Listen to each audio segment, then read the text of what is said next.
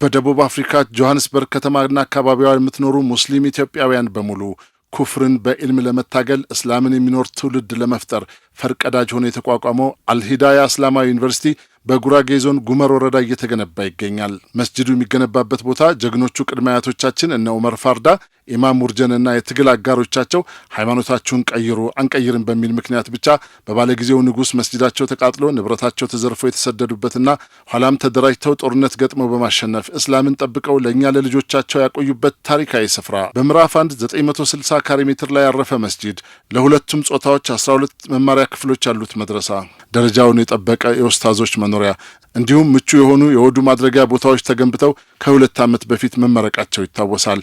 በተጨማሪም ለ2 ዓመታት ቁርአን ሂፍዝና ኪታቦችን ያስተማራቸውን ተማሪዎች ባለፈው ዓመት መስከረም ወር ላይ ለማስመረቅ በቅቷል።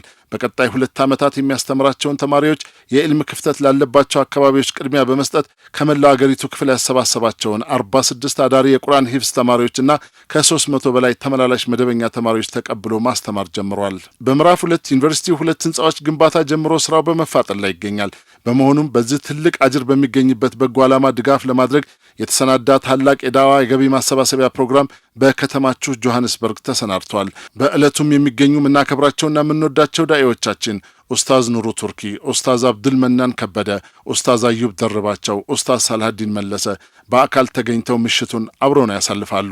በዚህ ታሪካዊ ቦታ በሚሰራው መስጂድና እስላማዊ ዩኒቨርሲቲ አሻራውን በማኖር ታሪካዊ ኃላፊነቶንና እስላማዊ ግዴታውን ይወጡ ዘንድ በፕሮግራሙ ላይ እንዲገኙ በማክበር ተጋብዘዋል። ዕለተ ረቡዕ ኦክቶበር 15 2025 ቦታው ጆሃንስበርግ ከተማ ኢሜጅ ላይፍ ስታይል አዳራሽ ከመግሪብ ሰላት በኋላ